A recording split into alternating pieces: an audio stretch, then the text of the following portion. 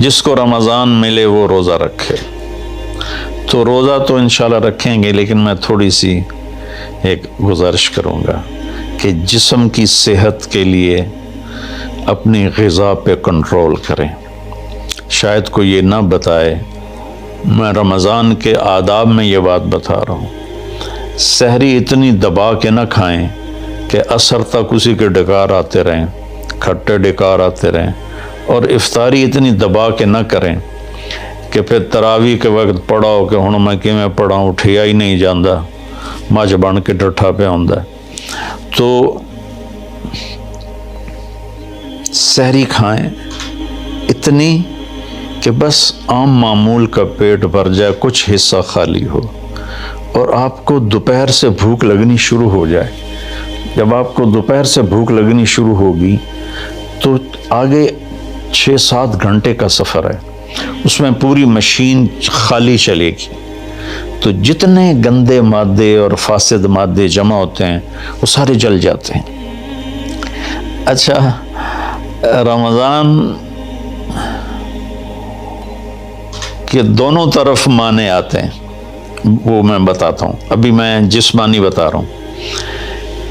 اچھا، ایک اور بھی بڑا خوبصورت رمضان کا معنی ہے۔ اللہ کے نبی نے فرمایا کہ یہ نہ کہا کرو رمضان آ گیا اور رمضان چلا گیا، کہو رمضان کا مہینہ آ گیا، رمضان کا مہینہ چلا گیا، چونکہ رمضان اللہ کا نام ہے، رمضان اللہ کا نام ہے۔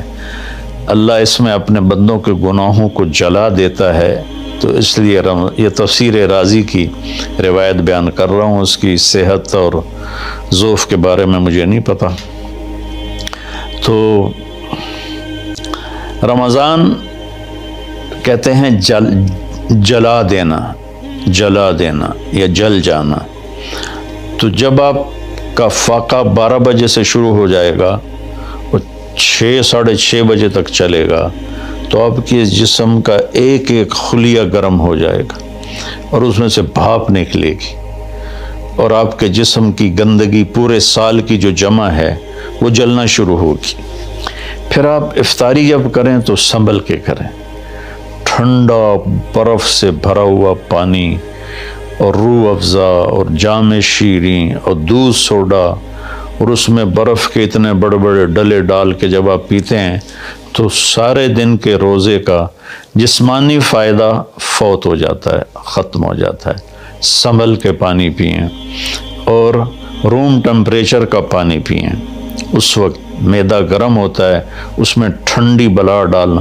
اور پھر آپ اس پر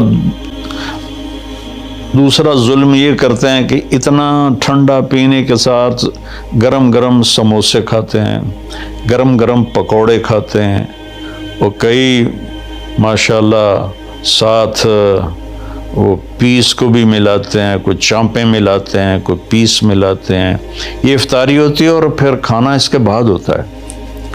تو سادہ پانی سے روزہ افطار کریں اور مغرب کی نماز کے بعد ہلکا پھلکا کھانا لیں، اور پھر تراویح کا انتظار کریں، تراویح پڑھیں، اور اس کے بعد جس کا ذوق ہے ٹھنڈا پانی پینے کا وہ ٹھنڈا پی لے، گرم کا ذوق ہے گرم پی لے، لیکن برائے مہربانی کئی چیزوں کا اب میں ایک آپ کو مثال دیتا ہوں۔ یہ ہماری گاڑیاں ہیں معمولی سی، تو ہم اس میں دیکھتے ہیں کہ اچھا پیٹرول کہاں ملتا ہے۔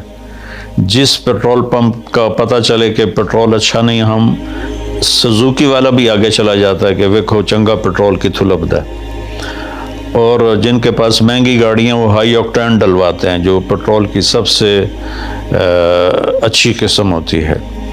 تو ہم اپنی ایک چھوٹی سی گاڑی، چند لاکھ یا چند کروڑ کی گاڑی کو اچھا پیٹرول دینے کے لیے کئی کلومیٹر سفر کرتے ہیں کہ وہاں کا پیٹرول پمپ اچھا ہے، اور یہ جو گاڑی ہے جس کی آنکھ کا یہ ابرو کا یہ جو پپوٹے کا بال ہے، یہ اگر گر جائے تو ساری دنیا مل کے نہیں دے سکتی۔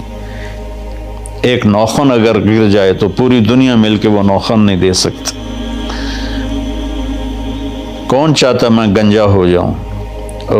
ایک بال گرتا ہے تو پوری دنیا کی طاقت مل کر وہ بال واپس نہیں لا سکتی۔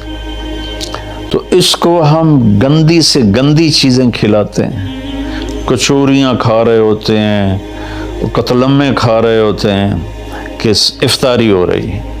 تو اللہ کے واسطے ٹویوٹا گاڑی میں صاف پیٹرول ڈلواتے ہو اور اس خوبصورت گاڑی میں گند بھر دیتے ہو، سموسے اور پکوڑے اور دودھ سوڈا اور جام شیریں اور روح افزا اور 7 اپ اور ٹھنڈے پانی، سکنجبین، اور اس کے اوپر پھر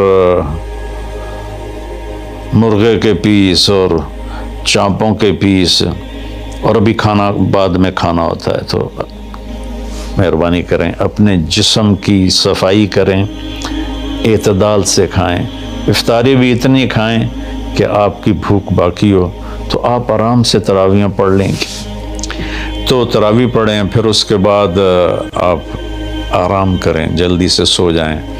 اور بعض نوجوان ساری رات جاگتے ہیں، ٹھیک ہے، کوئی بات نہیں، جاگیں، کوئی نفل بھی پڑھ لیا کریں، کچھ اپنی گپ شپ بھی کر لیا کریں، اور پھر سحری ایسی کھائیں کہ اب اس میں پراٹھے پک رہے ہوتے ہیں اور ہر گھر سے پراٹھوں کی خوشبو آ رہی ہوتی ہے، تو پھر پراٹھوں کا بوجھ اپنے اوپر نہ ڈالیں، سادہ روٹی کھا لیں، سادہ سالن کھا لیں، تو پورے مہینے میں آپ کے پوری باڈی کی اوور آلنگ ہو جائے گی۔ یہ تو جسمانی فائدہ ہو گیا۔ روحانی لحاظ سے کیا ہے؟ شہر رمضان، رمضان جل جانا، جلا دینا، رمضان کا مہینہ۔ اس لیے اللہ کے نبی نے کہا، یہ کہا کرو ماہ رمضان آیا اور ماہ رمضان گیا، کیونکہ اللہ آنے جانے سے پاک ہے، تو اللہ کا نام رمضان ہے۔ یہ امام راضی کی روایت ہے۔ تو یہ نہ بھی ہو تو رمضان میں جلنے کا مطلب کیوں ہے؟ اسی مہینے کے ساتھ کیوں ہے کہ ہر روزے کے ساتھ اللہ اس کے گناہ معاف کرتا ہے، اس کے گناہوں کو جلاتا ہے، اس کی بھوک کی آگ میں جلاتا ہے، جلاتا ہے، جلاتا ہے۔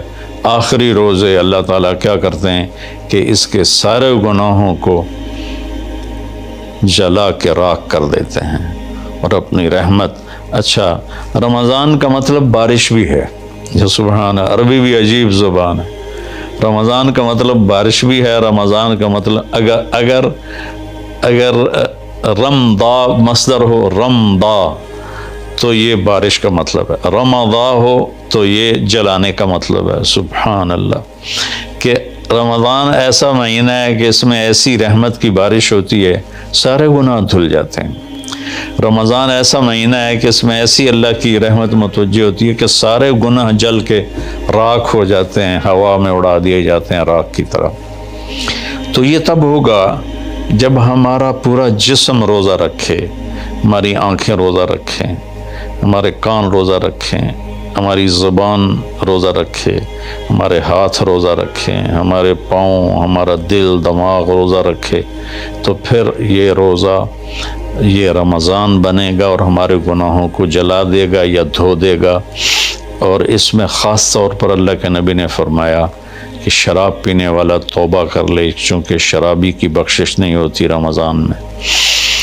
ایک ہوتا ہے دلیر ہو کے پینا، کوئی نہیں، کچھ نہیں ہوتا، اللہ بڑا غفور و رحیم ہے، یہ تو سارے پکڑے جائیں گے۔ ایک آدمی میرے پاس آیا، وہ کہنے لگا، جی مجھے شراب کی عادت ہے، چھوٹتی نہیں، کئی دفعہ چھوڑی ہے، پھر نہیں چھوٹتی، اور پھر جو وہ تھاڑے مار کے رویا، اتنا رویا کہ میں بھی غمگین ہو گیا اس کے رونے کو دیکھ کر۔ اس کا معاملہ اور ہے، تو اس پر اللہ کی رحمت نازل ہو جائے گی، چونکہ جو توبہ کرتا رہتا ہے پھر اس سے ٹوٹ جاتی ہے، وہ دن میں 70 دفعہ بھی توڑے گا اور توبہ کرے گا تو اللہ کے ساتھ دوستی باقی رہے گی۔ تو ایک شرابی ہے تو اللہ کے واسطے چھوڑ دے۔ ماں باپ کو دکھ، عق الوالدین، ماں باپ کی نافرمانی نہیں فرمایا، ماں باپ کو پرزے کر دینا۔ نافرمانی تھوڑی بہت ہر بچے سے ہو جاتی ہے، لیکن ایسی نافرمانی کہ ماں باپ کا دل ٹکڑے ٹکڑے ہو جائے، اس کو کہتے ہیں عقوق الوالدین، عاق لوالدیہ۔ جو ماں باپ کے دل کو ٹکڑے ٹکڑے کر دے، اس کی بھی بخشش نہیں ہوتی۔ تو مشاحن جو دل میں کینہ پال کے رکھتا ہو کسی کے لیے اور بغض رکھتا ہو کسی کے لیے، نفرت رکھتا ہو کسی کے لیے، حسد رکھتا ہو کسی کے لیے، ایک اس دل پر اللہ کی رحمت کی نظر نہیں پڑتی، اور ایک قاطع الرحم جو رشتہ داروں سے لڑتا ہو، رشتہ داروں سے ماتھا جو مارتا ہو، کبھی سینگ پھنسائیں، کبھی اس کے ساتھ کبھی اس کے ساتھ، خونی رشتوں میں جو غلط سلوک اختیار کرتا ہے، ایک اس کی خاص طور پہ بخشش نہیں ہوتی۔ تو باقی اللہ کا دریائے رحمت ہے، جو بھی توبہ کرے گا، مشرک بھی توبہ کرے گا معاف، سود خور توبہ کرے گا معاف، چور توبہ کرے، ڈاکو توبہ کرے، زانی توبہ کرے، قاتل توبہ کرے، شرابی توبہ کرے، ماں باپ کا نافرمان توبہ کرے، اور رشتہ داروں سے لڑنے والا توبہ کرے، نفرت رکھنے والا توبہ کرے، اور سود پہ کام کرنے والا توبہ کرے، سود کھانے والا توبہ کرے، سب معاف ہو جائے گا، سب معاف ہو جائے گا۔ اور اللہ سے مانگیں کہ اللہ تعالیٰ اس میں ہماری جسمانی صحت بھی بحال کر دے اور روحانی صحت بھی بحال کر دے اور ہمارے گناہوں کو معاف کر دے۔ السلام علیکم ورحمۃ اللہ وبرکاتہ۔